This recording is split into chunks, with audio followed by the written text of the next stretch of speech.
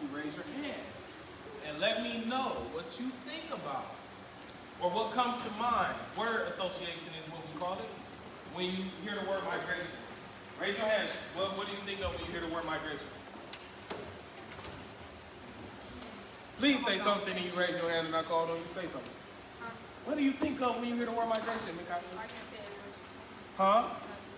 Sunny? Like a flock of birds. That's a good answer. Dry. I can't hear you. Animals sleeping? That's hibernation, but I understand the train of thought. What's up? I forgot your name. Sophia. Moving place to place. All those answers are really, really good. So, can anybody tell me how this ties into what we're doing with natural disasters? How does migration, how does human movement tie into natural disasters? Anybody? Anybody want to give me a guess?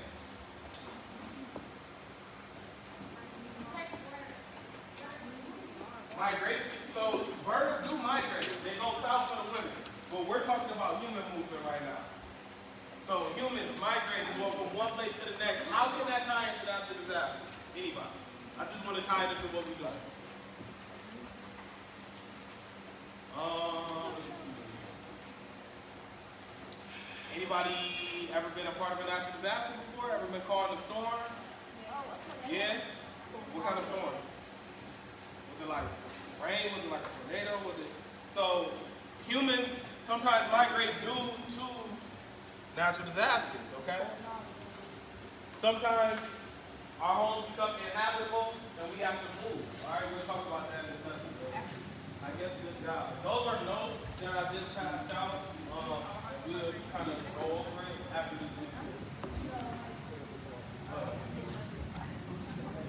It's a slideshow.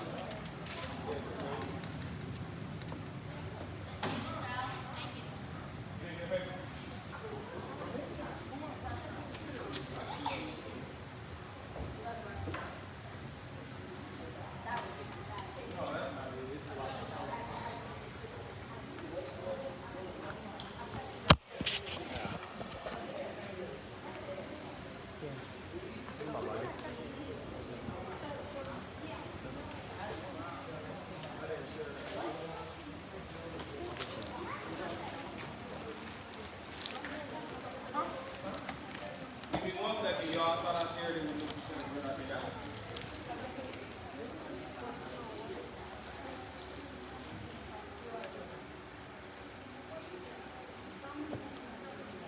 Everybody got something to write with? Anybody need a pencil? Pencil and a place to write. Place to write? Anybody need a desk? Got a desk? Grab a non-colored pencil. How you gonna keep it?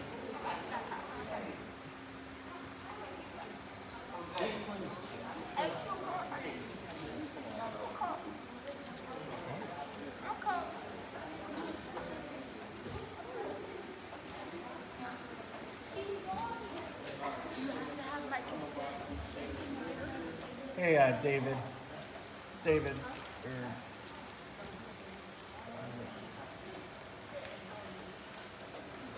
Ideon. Ideon. Can you erase the top of the board over there? Like, can you erase the top right of the board? There's something written on it. You just erase it.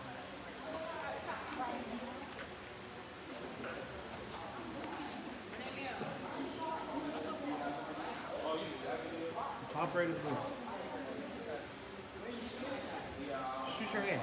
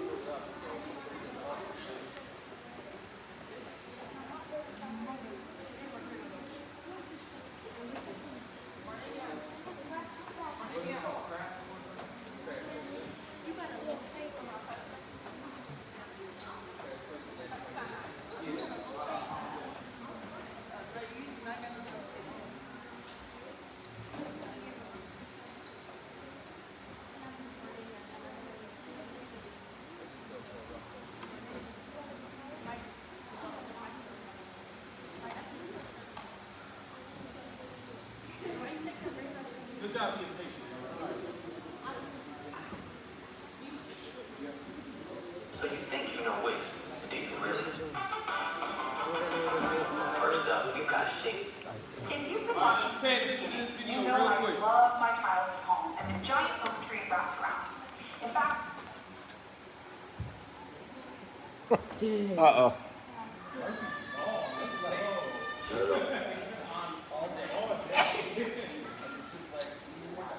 Anything that can go wrong will go wrong. Hang tight, guys. Hang tight. This stuff happens. What happened? It broke. How did it break? Don't worry, I'll fix it. That's crazy. Yeah, Jayla, stop breaking things. Hopefully it's fake, bro. I don't want it just custody work. You gotta edit that out. If you need to, you can use my board or my That's on the Promethean game. board. Yeah, you just have to. I Do you have an piece of right- HDMI cord over there, maybe? Mexicans. Oh, yeah. That is not an answer, dude. I don't know what your obsession with the country of Mexico is. That's like the What's third the time you've talked what's about the them. what's the question? This video is not Why don't you have paper? You didn't give me. Alright, we're back in business. About 10 minutes of a video, probably less than that. We probably won't even watch Let me the see whole it. thing, but let's pay attention. yep, Right. I packed up my things. I said a heartfelt goodbye to Alfonso and Romeo, my two pet rats, who were lovingly looked after by a friend, by the way, and returned to my childhood nest. But as much as it means to me, I had to move away from where I grew up for school and to travel to do the work that I do, telling stories about how humans adapt to environmental change. I was really privileged in my decision to do that, but voluntarily or involuntarily, leaving a home behind is something millions of people all over the world can relate to. Like in 2021, there were over 18 million people from India and of Indian descent living outside of India. And today we see elements of Indian culture all over the world. Moving that many people and creating those cultural melds didn't just happen overnight. People have been migrating and transplanting since before recorded history. And understanding the reasons people migrate can help explain some of the cultural and even economic and political patterns we see around the world. I'm Alize Carrere, and this is Crash Course Geography. So really quick, the lady on the video said 2 words. She said voluntary and involuntary. There are reasons why people leave their homes. Some of them are involuntary, some of them are voluntary. What would be an involuntary reason somebody would leave their home? Who can think of one? Mikhail. lack of water. That's actually an excellent answer. Yes, lack of natural resources. If you don't have water where you live, there's a drought in Arizona, and this drought has been going on for years now. That don't look like it's gonna let up. You might move somewhere else where you can get water. Good job. I got a paper. I get you one. Another involuntary one. African slave trade. People were forced to move from Africa to the New World involuntarily, against their will. I get a picture. What's a voluntary reason? I got you. Wait, turn around. Right there. There's like 10 of them. This one's Mikhail, what's this? Money. Money. Better job opportunity. Granted, that could work both ways. But, You okay? you know, if you want a better life, and that better life is, you know, in the U.S. and you're from another place, you know, you might move. After asking why is this here and not there in geography, our next big question is, how did this get here? From air pressure to Malaysian architecture to potatoes and bananas, geographers study the movement of just about anything on the planet. Or off, but that's another series. In geography, people moving from one location to another at any scale is called migration. Migration and how populations grow and change is a key part of population geography, which studies the composition, movement, and size of a population over space. Much like ideas and innovations diffuse, people move too. So for the next 2 episodes, we're going to examine how populations move and change, and some of the consequences of those movements. Let's start by exploring how people from India made it all the way to the Caribbean islands of Trinidad and Tobago. It's a complex story. Originally, the islands were home to the Arawak and Carib-speaking peoples. But through war, slavery, and intermarriage, this population had largely been eradicated or assimilated by the time sugar plantations were started on Trinidad by the Spanish in the 1780s and 90s. So in order to operate the plantations, people from West Africa were enslaved and underwent forced migration to the islands. Then in 1834, the British, who now controlled the island of Trinidad, outlawed slavery throughout the British Empire. So the British government needed to find a new way to bring cheap labor to the plantation fields. At this time, the British colonial empire was vast and included control over most of South Asia, including the countries we now call Pakistan and India. So the British began advertising to Indians that they could come and work in Trinidad, promising them decent working conditions and pay. The promise of better wages was what in geography we call a pull factor. That means people moved because something pulled or attracted them to a new place, like better wages or a safer living environment. But people can also be motivated by a push factor, like the poor living conditions for some in India that pushed people to consider moving to Trinidad. This situation illustrates a type of economic migration. If a person lives somewhere where it's difficult to make a living, they're more likely to look elsewhere to find new opportunities. So pushed and pulled from India. Pull factor. What's a pull factor? Something that brings somebody to a new place, right? Push factor is somebody that drives somebody out of that old place. So people that may move to the U.S. from Ukraine, what would be a push factor for them? Exactly. People migrated to Trinidad as indentured labor, where they were contracted to work for low pay on an estate for a set period of time, often for years, and often as a way to pay off the cost of their travel to the new place. Indentured labor can be considered a sneaky way to enslave someone without calling it slavery. But there seems to be some evidence that at least in Trinidad and Tobago, there were a wide range of outcomes. Some Indians were able to go back to India with saved income, some Indians bought land to stay in the islands, and some were treated horribly, wanted to go home, and weren't able to.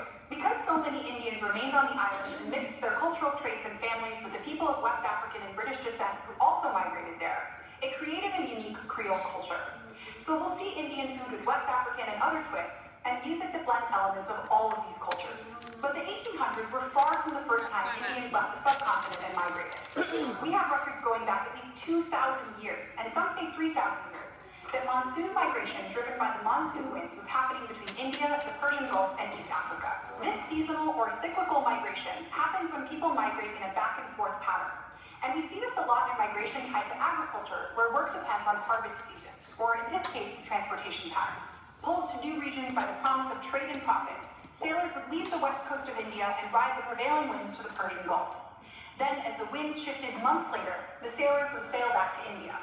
And because of how long the sailors would stay between wind shifts, traditions were often shared as well as innovations and goods. But while trade hubs and cultural enclaves grew in coastal places like Tanzania, East Africa also holds a history of forced or involuntary migration. Either as enslaved people or indentured labor, the British would use Indians to create a class of people to oversee the Africans in Africa and for manual labor. As slavery and servitude ended in the 1800s, many Indians stayed in the only home they knew, places like what's now called Uganda and South Africa. They then encouraged a wave of voluntary migration, or the movement and settlement of people of their own choosing. People were pulled to stay in Uganda and pulled other people from India to come join them. At first, this movement to East Africa was mostly men, but over time, with people wanting to make the trip back to India less frequently, other people eventually joined the men to create families there.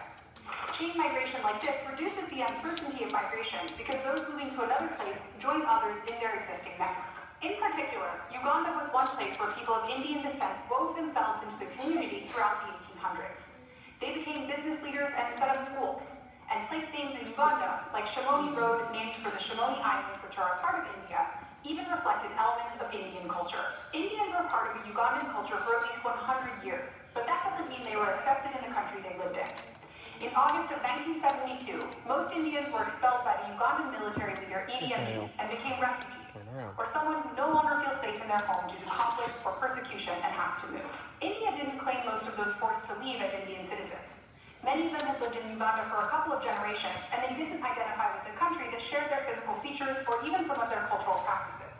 Instead, over half of the 55,000 Indians being expelled had British passports and were able to relocate to the United Kingdom. And others were able to find homes in neighboring countries like Kenya, where some refugees settled until it was safe for them to return to Uganda in 1986. Where a nation of people moves to is called the migration field.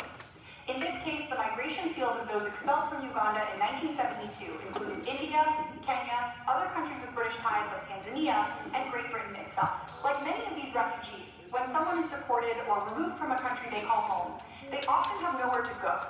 However, return migration can occur when a person goes back to stay in their country of origin or citizenship.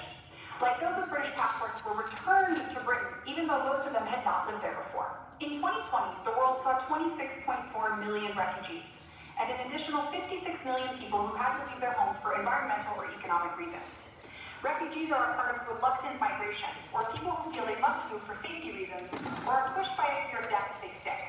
Increasingly, climate change is one of these factors pushing people to migrate. Refugees are supposed to have protected status, but as unlivable situations become increasingly widespread, there are a lot of refugees in the world right now.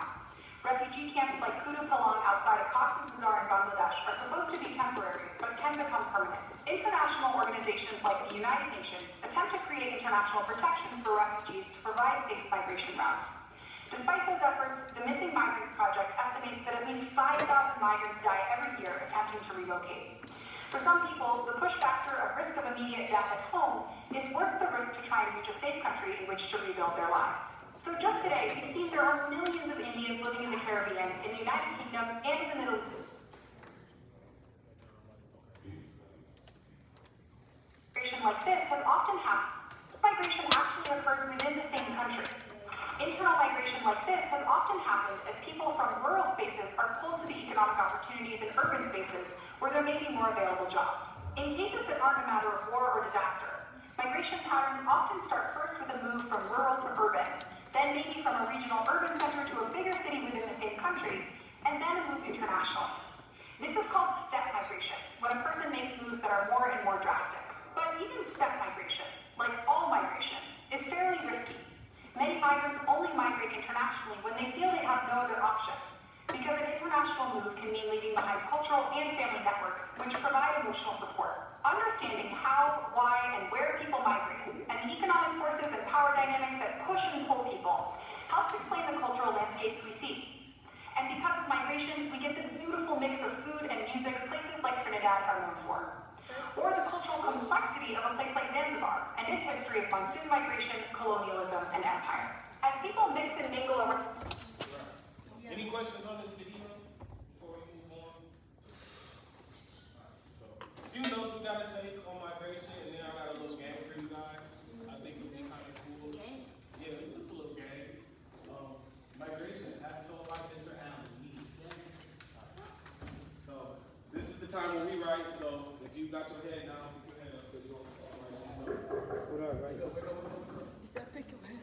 You can go, Mr. Sheriff. My head is What is migration? The movement of a person or a people from one country, locality, or place of residence to settle in another. It's a normal human activity. So I think one of the last points they touched on in the video was internal migration. I know we got some people in here that have internally migrated. We got people from Texas and that live in Ohio. Anybody else moved to Ohio from somewhere else? Mexico. Anybody? Somebody? Where you moved from? No? Okay. Milwaukee to Toledo? So I'm a product of internal migration myself. I was born in Chicago and I moved to Toledo when I was, younger. I really don't remember any of the time I spent as a, child, maybe what happened in Chicago. But there are reasons why that happened. That's a voluntary move. And it was an economic move. Like the next paragraph says, my mom and dad lost their jobs for the city. Jeep was higher in Toledo. They moved from Chicago to Toledo. That's economic migration. Migration can be voluntary or involuntary, and it can occur for a variety of reasons, including economic, environmental, and social issues. So, politics can play a part in it. The political climate, a lot of times, can have people moving from one place to another. So.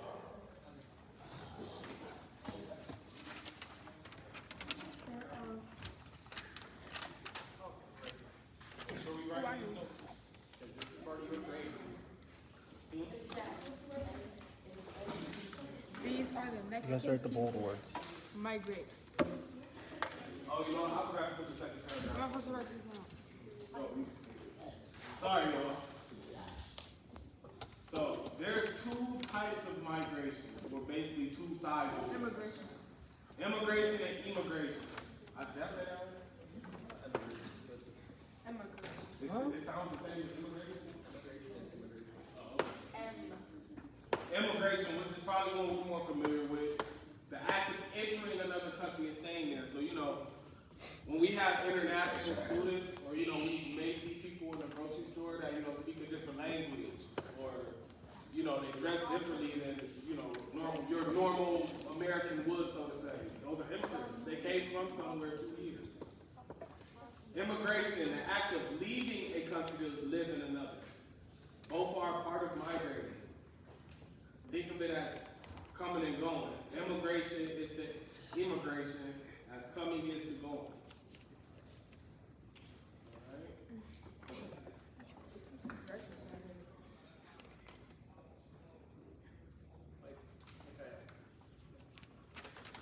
That's 2 teachers I've asked you to stop. Yeah.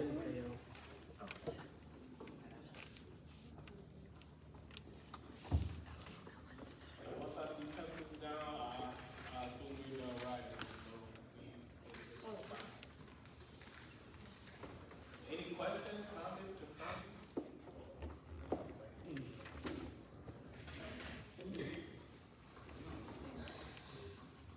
You good, Michael?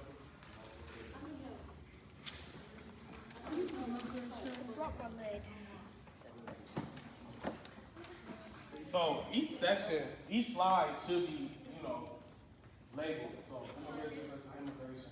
Yeah, that's where you guys should be. Right there. You have the bold words or the words you have to fill in the bold. Mikhail, stop.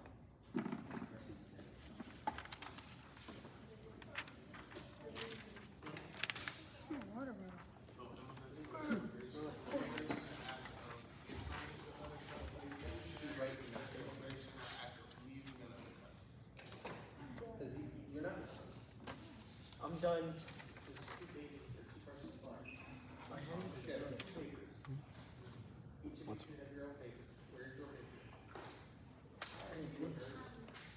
Anybody want to move anywhere else one day? Anybody want to be an immigrant to a different place? I do. Where'd you? Huh? LA? I got people in LA.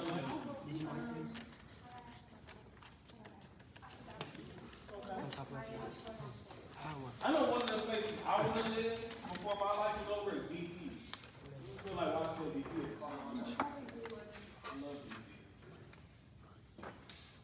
Detroit? I like Detroit. I want to live there. I like this.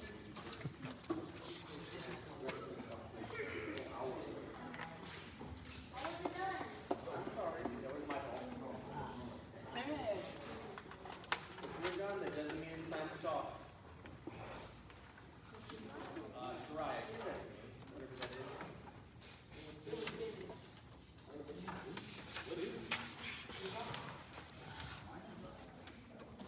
We still writing?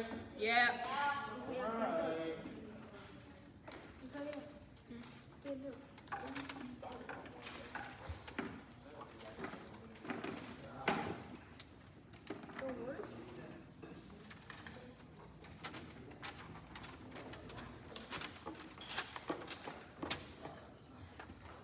Let's keep going so we can have enough time to get going. If you don't have it, you can get it from a friend. So, we talked about push and pull factors in the video. The reasons people migrate. The push factor is the reason people leave their countries. The pull factor is the positive factors that attract people to a certain area. It doesn't have to be something you see. A push factor would be the reason they leave the city, a state, whatever. You can pull up to his table. But it's the reason they're leaving. The pull factor is the reason they're going. Alright? So for instance, some push factors can be war. Once again, I cited the example of Ukraine. I'm sure there's people fighting, defending their country, but there's also people leaving too. Economic opportunity. A lot of times we kind of see that with people migrating from Mexico to the United States. Better job opportunities, a better way of life, more money to be made in America. That's what disasters. You guys probably weren't even, no, y'all weren't born when it happened, but Hurricane Katrina in 2005, I remember I had a family at the church I went to that was from New Orleans. They moved to Toledo because New Orleans, they couldn't live there anymore, was flooded because of Hurricane Katrina. And then persecution, political, racial, religious, cultural, you see that a lot. I can't think of any examples right now. You had your hand raised? What's up? These are the reasons, yep. Push back. The reason,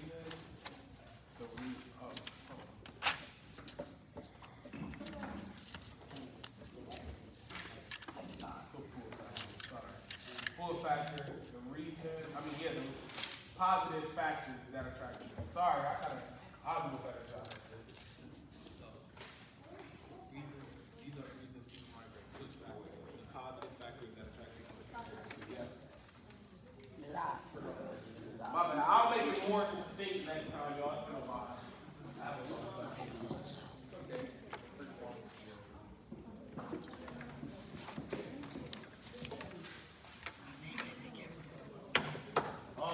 pull factors. Some pull factors can be climate. Well, let's say we move from Ohio to Florida. Would the climate kind of be considered a pull factor? Yeah, no. Yeah, because it snows in Ohio, right? In the winter. It don't snow in Florida in the winter time. That's why you see a lot of people that are retired, they go from Ohio to Florida in the winter. They have those vacation homes. Better jobs, living conditions, religious, cultural freedom. Pull factors. That's the whole reason this country was founded. United States. Yeah, religious freedom, quote unquote. That's what they say. That's what they say. Slaves.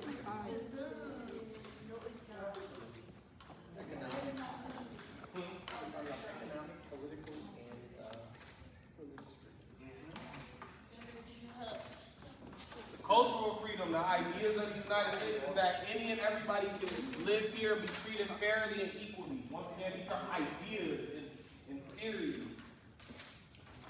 You don't see that happen too often. It needs to happen more. You still writing?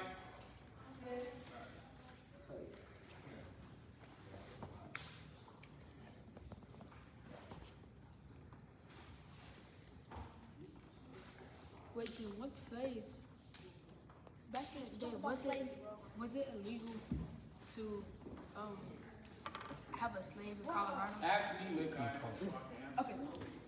What's up? Back in the day, was it illegal to have a slave in Colorado? To have a slave in Colorado? Yeah. Yeah, I wasn't a state that It's something had to legal see. slavery. Huh? It's something to see. A state? That start with a C? No, it's something to see. Like where it's illegal back in the day, slaves were hired to run to something. Yeah, but I can't get in there. My bad. Colombia, Colorado, Kentucky.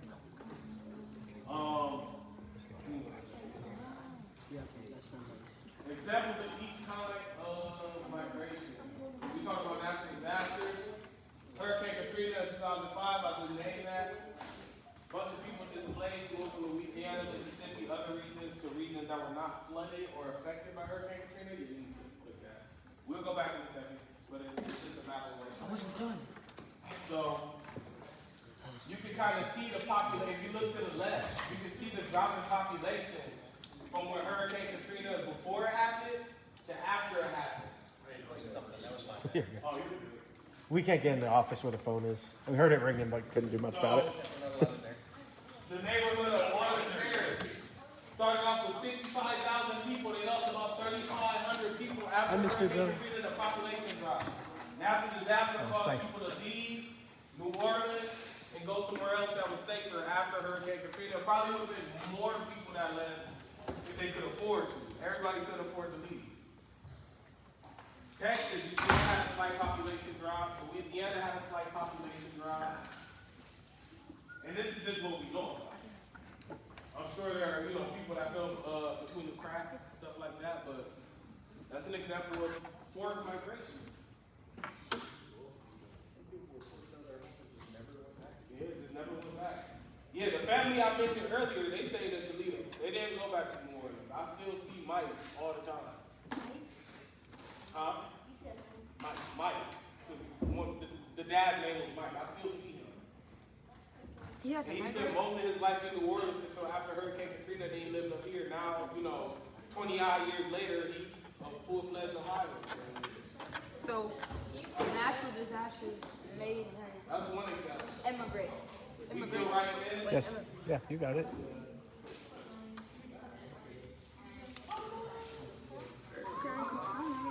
Economic migration, another type of migration.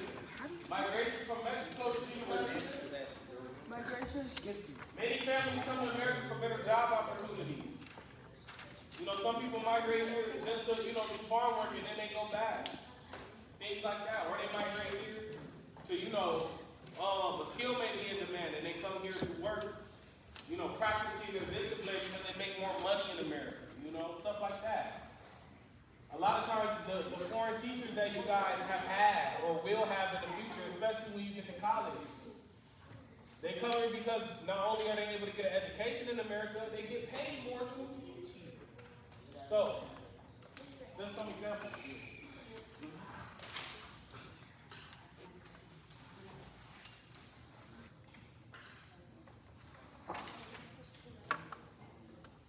Examples of EGS. So this one was natural gas. Yep. I try to give y'all enough room because I know, y'all right there.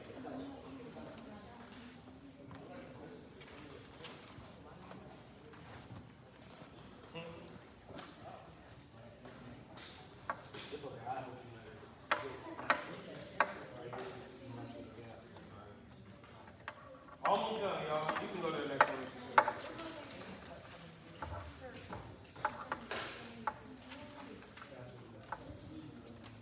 A refugee is a person who no longer feels safe in their home and must move due to conflict or persecution.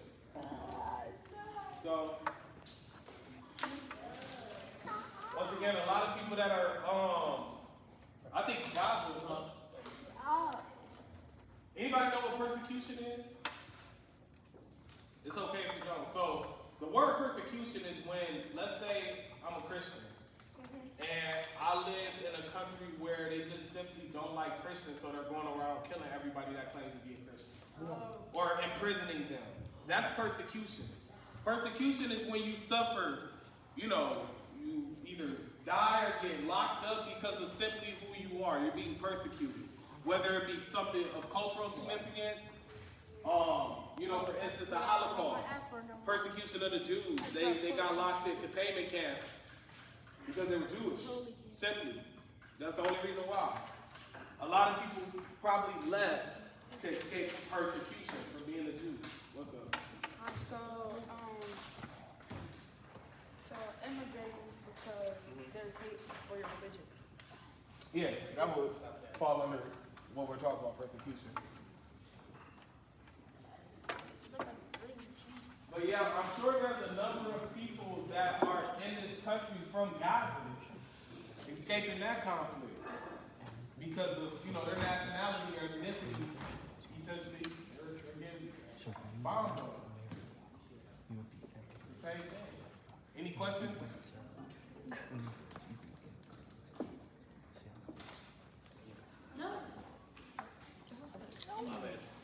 And I think that's the last one. This next one's the last one. You got it. Immigration's the application.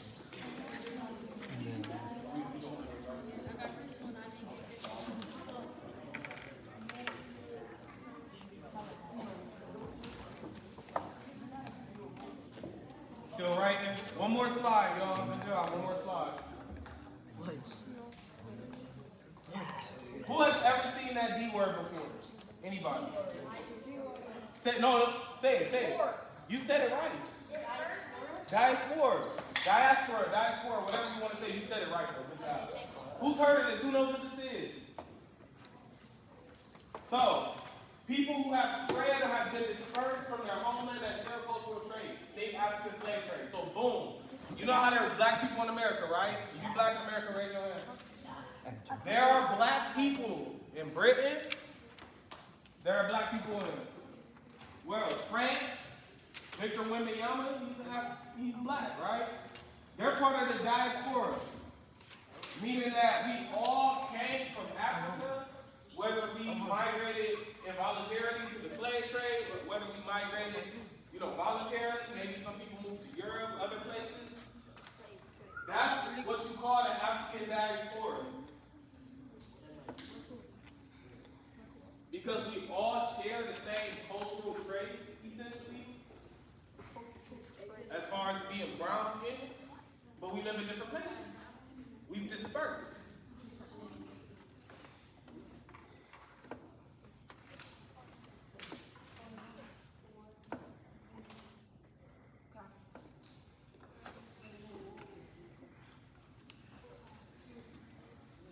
And once you are done writing, you are done with social studies. We'll play the game tomorrow because y'all still got to do language arts before sessions. But those are your notes. People. What specials do we have today?